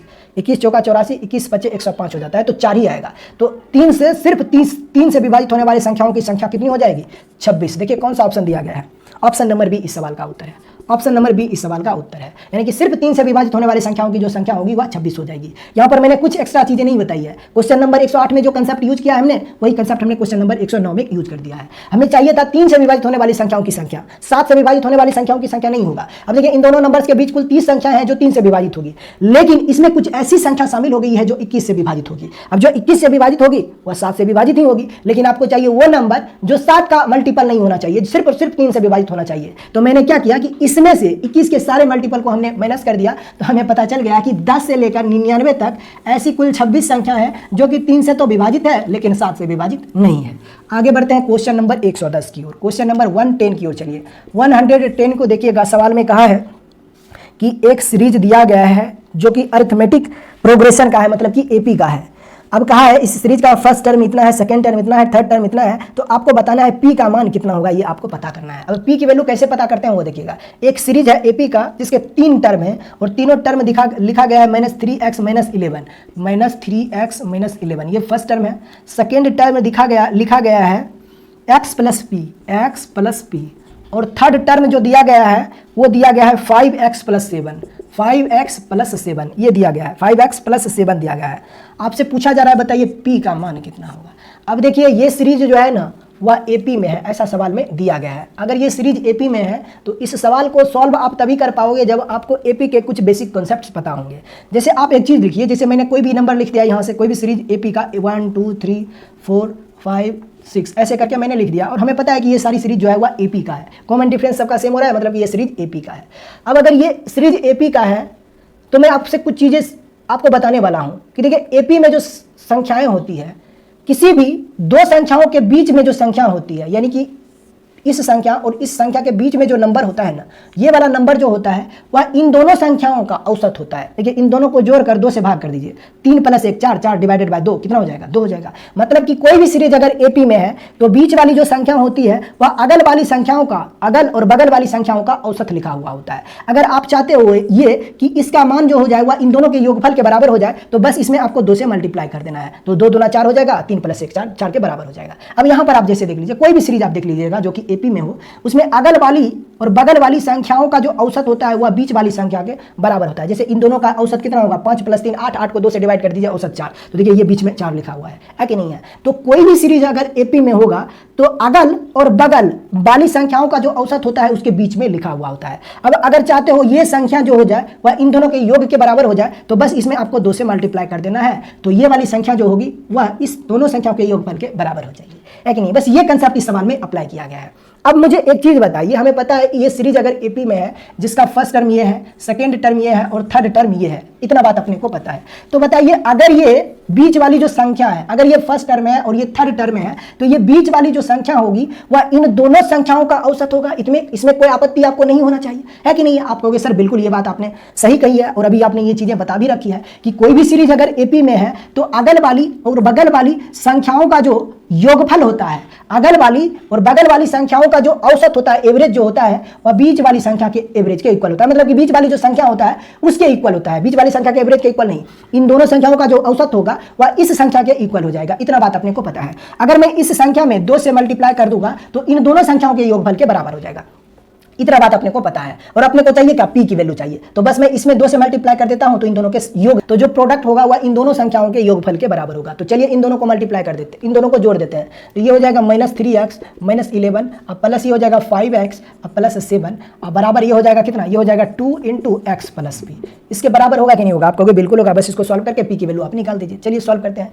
-3x अब प्लस 5x यानी कि माइनस का 2x हो जाएगा, सॉरी प्लस का 2x होगा, -3x अब प्लस 5x यानी कि प्लस के 2x अब -11 अब प्लस 7 यानी कि -4 हो जाएगा। अब बराबर ये हो जाएगा 2x अब प्लस 2p हो जाएगा। तो देखिए प्लस के 2p अब प्लस के 2x प्लस 2x खत्म हो जाएगा। तो यहाँ से आप देखिए 2p की वैल्यू आपको मिला है -4, तो यहाँ से आप पाओगे कि p की वैल्यू आपको मिल रहा है कितना, -2। और यही तो इस सवाल का उत्तर होगा। p की वैल्यू आपसे पूछा था तो p का मान देखिए -2 कहाँ पे लिखा गया है, ऑप्शन नंबर डी इस सवाल का उत्तर है। ऑप्शन नंबर डी इस सवाल का उत्तर है। जो कंसेप्ट मैंने यूज किया है वो कंसेप्ट आपको पता होना चाहिए, सवाल को आप सेकंडों में उड़ा दोगे। चलिए आगे बढ़ते हैं क्वेश्चन नंबर 111 की ओर। क्वेश्चन नंबर 111 को देखिएगा, क्वेश्चन नंबर 111 को देखिएगा। क्वेश्चन नंबर 111 सवाल में कहा है एक सीरीज है समानांतर, मतलब कि एक अरिथमेटिक सीरीज है, अरिथमेटिक प्रोग्रेशन है, मतलब कि समानांतर सीरीज है जिसमें कुल 17 पद हैं। एक समानांतर श्रेणी में यदि 17 तीसरा पद है, मतलब कुल 17 पद नहीं है। सवाल को फिर से समझिएगा। क्वेश्चन नंबर 111 में सवाल में दिया गया है कि एक समानांतर श्रेणी में यदि 17 तीसरा पद है, यानी कि तीसरा पद 17 है, -25 17वां पद है, तो -1 कौन सा पद होगा, -1 जो होगा वह कौन सा पद होगा। यदि तीसरा पद 17 है मतलब कि a + 2d की वैल्यू अगर 17 है, a + 2d, तीसरा पद कहने का मतलब a + 2d की वैल्यू 17 है, और -25 17वां पद है, 17वां पद है, 17वां पद मतलब कि a + 16d, a + 16d जो है वह -25 है। ये सवाल में दिया गया है। हमसे पूछा जा रहा है कि -1 कौन सा पद होगा, -1 जो होगा वह कौन सा टर्म होगा ये आपको पता करना है, यानी पद कौन सा होगा ये आपको चाहिए। तो चलिए a और d की वैल्यू हम यहाँ से पता कर सकते हैं। कैसे पता कर सकते हैं वो देखिए, ध्यान से देखिएगा। मैं क्या करता हूँ कि इस इक्वेशन में से इस इक्वेशन को मैं माइनस कर देता हूँ। अगर आप फर्स्ट इक्वेशन में से सेकेंड इक्वेशन को माइनस करोगे तो ये खत्म हो जाएगा। क्या हो जाएगा, ये खत्म हो जाएगा। यहाँ पर आपको मिल जाएगा -14d है, -14d अब बराबर ये हो जाएगा कितना, प्लस का 25 और 17 कितना होता है 42, कितना हो जाएगा 42। यहाँ पर -14d हो जाएगा, तो यहाँ से आप पाओगे d की वैल्यू जो हो जाएगा वह कितना हो जाएगा -3। d की वैल्यू आपको मिल गया है -3, d की वैल्यू आपको मिल गया है -3। अब d की वैल्यू अगर आप यहाँ पर -3 पुट कर देते हो, d का मान यहाँ पे -3 पुट कर देते हो तो a की वैल्यू आपको मिल जाएगा कितना, a का मान आपको मिल जाएगा कितना, -6 इधर आके +6 होगा तो a की वैल्यू आपको मिल गया है 23, a की वैल्यू आपको मिल गया है कितना, प्लस के 23। अब आपसे पूछा जा रहा है कि -1 जो होगा वह कौन सा पद होगा, -1 जो होगा वह कौन सा पद होगा ये आपको पता करना है।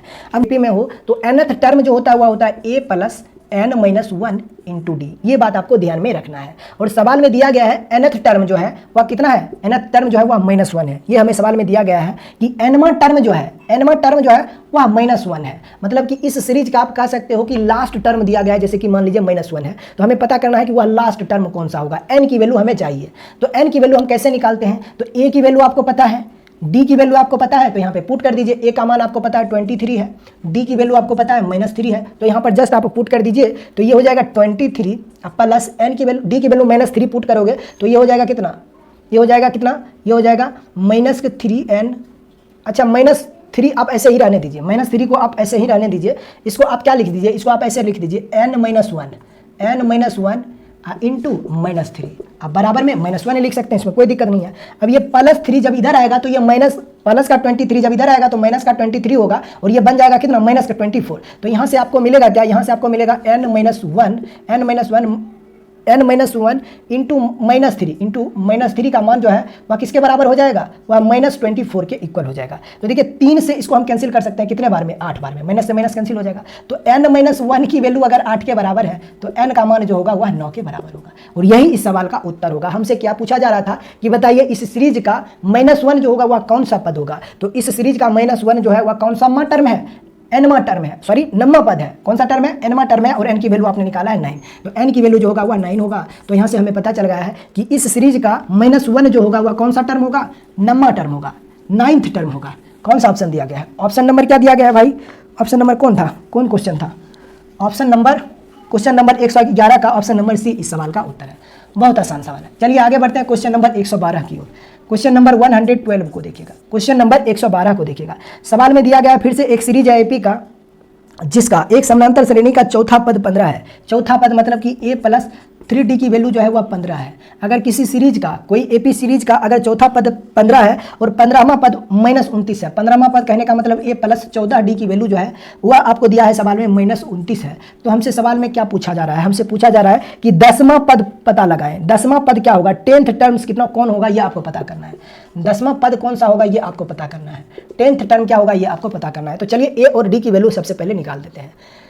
ए और डी की वैल्यू आपको कैसे मिलेगा भाई लोग ये बताओ। तो आप कहोगे कि सर आप फिर से फर्स्ट टर्म में से सेकेंड टर्म को माइनस कर दीजिए तो ए खत्म हो जाएगा और यहाँ से आपको मिल जाएगा 14 में से 3 घटाओगे तो ये हो जाएगा -11d और बराबर में ये हो जाएगा कितना, ये हो जाएगा -15 में से माइनस को -29 करोगे तो कितना हो जाएगा 44, यही हो जाएगा। तो यहाँ से आपको डी की वैल्यू आपको मिल गया है कितना 4, डी की वैल्यू आपको मिल गया है -4 ना कि 4, डी का मान आपको मिल गया है -4, डी की वैल्यू हमें मिल गया है -4, डी की वैल्यू हमें मिल गया है -4। अब इस डी की वैल्यू जो -4 आपको मिला है वो यहाँ पर आप पुट कर दीजिए। तो जैसे ही -4 आप पुट करोगे तो -12 इधर आके +12 बना देगा। तो ए की वैल्यू आपको मिल गया है 27, ए की वैल्यू आपको मिल गया है 27। कॉमन डिफरेंस आपको -4 दिया गया है। तो आपको बताना है कि इस एपी के सीरीज का 10वां पद कौन सा होगा। ध्यान दीजिए क्वेश्चन नंबर 111 और क्वेश्चन नंबर 112 में जो सवाल आपसे पूछा जा रहा है अंत में वो दोनों अलग अलग चीज़ हैं। 11 में पूछा जा रहा है कि -1 कौन सा पद होगा, -1 कौन सा पद होगा। तो हमने निकाला था टर्म्स जो होगा वह 9 होगा, ये हम लोगों ने निकाला था।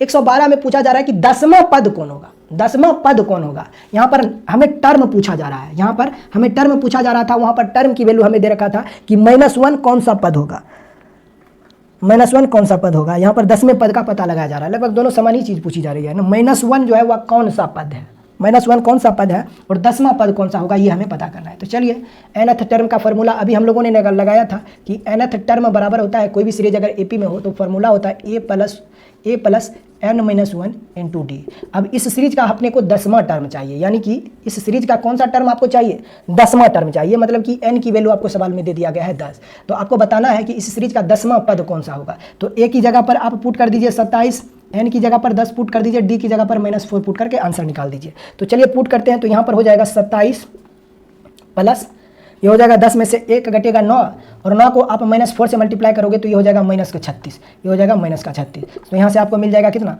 9 × 27 9 × 36 यानी उत्तर आ जाएगा -9 और ये इस सवाल का उत्तर होगा। यानी इस एपी के सीरीज का जो 10वां पद होगा, जो 10वां पद होगा वह कौन सा होगा, यानी कि 10वां जो टर्म है, 10वां जो टर्म है वह कौन सा है, -9 है और यही सवाल का उत्तर है। बहुत ही आसान सवाल है। क्वेश्चन नंबर मध्य ऐसी सभी प्राकृत संख्याओं का योग क्या होगा जो 13 से विभाज्य होगी। क्वेश्चन नंबर 113 अच्छा सवाल है। देखिएगा आपसे पूछा जा रहा है 100 से लेकर 400 के बीच ऐसी कितनी संख्याएं हैं जो 13 से विभाजित होगी, उन सभी संख्याओं का योगफल कितना होगा ये आपसे सवाल में पूछा जा रहा है। मतलब 2-3 चीज़ें आपको चाहिए। सबसे पहले तो आपको ये चाहिए कि इन दोनों नंबर्स के बीच में ऐसी कितनी संख्या होगी जो 13 से विभाजित होगी और फिर उन सारे नंबर का सम आपको निकालना है। अपने को पता है कि वो सीरीज जो बनेगा वह एपी का बनेगा क्योंकि कॉमन डिफरेंस 13 दिया है। तो सबसे पहले पता कीजिए कि इस संख्या के नियरेस्ट, इस नंबर के नियरेस्ट ऐसे कौन सी संख्या है जो 13 से विभाजित होगी और इससे बड़ी संख्या होनी चाहिए। तो आपको 104 जो होता है वह 13 से विभाज्य होता है, 104 जो होता है वह 13 से विभाज्य होता है। 13 8 कितना हो, 13 7 91 और 13 8 104 होता है। तो पहली संख्या हमें मिल गया है इस सीरीज का जो 104 होगा, और प्रत्येक इसमें आप 13 जोड़ते जाइए, आपको अगली संख्या मिलता जाएगा जो कि 13 से विभाजित होने वाली संख्या होगी। अब मुझे चाहिए इस सीरीज का आखिरी संख्या कौन सा होगा जो कि 13 से विभाजित होनी चाहिए, और वो संख्या 400 के आसपास होनी चाहिए। तो आपका जवाब होगा कि सर 39 जो होता है ना वह 13 से विभाजित होता है, तो 390 भी 13 से विभाजित होगा, है कि नहीं। अगर इसमें और हम 13 जोड़ देते हैं तो जो नंबर आपको मिलेगा योगफल वह 400 को क्रॉस कर जाएगा। तो आखिरी संख्या जो होगा वह इस सीरीज का वह 390 होगा जो कि 13 से विभाजित होगा। तो हमें पता चल गया है इस एपी के सीरीज का जो फर्स्ट टर्म है वह 104 है, कॉमन डिफरेंस जो है वह 13 है, लास्ट टर्म जो है वह 390 है। तो इस एपी के सीरीज में नंबर ऑफ टर्म्स भी हमें पता चल जाएगा। नंबर ऑफ टर्म्स जो होता है वह होता है last term minus first term, यानी कि 390 माइनस 104 बट्टे कॉमन डिफरेंस आप प्लस 1, यही हो जाएगा। तो 390 में से अगर आप 104 को माइनस करते हो, मान लीजिए 100 को माइनस किए तो 290, फिर 4 को माइनस कर दीजिए यानी कि 286। 286 को अगर आप 13 से डिवाइड करते हो तो 13 दूना 26, 13 दूना 26, 22 प्लस 1 यानी कि 23। नंबर ऑफ टर्म हमें मिल गया है इस एपी के सीरीज का, कितना है, 23 है। अब इस 23 पदों का योगफल कितना होगा ये आपको पता करना है। तो बस हमें पता है कि सम ऑफ n नंबर्स होता है एपी में, वह कितना होता है, n/2। n/2 या तो आप फार्मूला लगा दीजिए 2a + n - 1 इंटू डी का, या फिर आपको पता है इस सीरीज की पहला पद जो है वह 104 है और आखिरी पद जो है वह 390 है। तो इस फार्मूला से भी आप इस सीरीज के, इस एपी के सीरीज का सम आप निकाल सकते हो, है कि नहीं है। यानी कि n/2 into first term plus last term, ये होता है एपी। कोई भी सीरीज एपी में है तो उसका सम निकालने का तरीका। n की वैल्यू हमें पता है कितना है, 22 है, 23 है, कितना है, 23 है। तो यहाँ पर 23 पुट कर दीजिए और इसको सॉल्व कर दीजिए। ये कितना हो जाएगा, 494 हो जाएगा ना, 494। तो ये हो जाएगा कितना, sum n of nth term, sum of n terms यानी कि 23 पदों का योगफल हो जाएगा 23/2, अगुने ये हो जाएगा कितना, 494, 494, यही हो जाएगा ना। अब इसको सिंपली सॉल्व कर दीजिए, 2 से कैंसिल हो जाएगा कितने बार में, 2 दूना 4, 2 दूना 4, 2 चौका 8, 2 सती 14, 247 अगुने 3 कर 23 कर दीजिए। देखिए यूनिट डिजिट तो 1 आना चाहिए, कोई ऑप्शन है तो 2 ऑप्शन है, option number A, option number D, ठीक है, ऑप्शन नंबर ए और ऑप्शन नंबर डी। अब देखिए एक और तरीका है आंसर निकालने का, वो क्या है वो देखिए, 7 2 9, यहाँ पर कितना बन रहा है, 5 6 7 13 यानी कि 4, यूनिट डिजिट सम 20 बन रहा है, डिजिट सम 21, तो डिजिट सम कॉन्स्टेंट, ठीक है।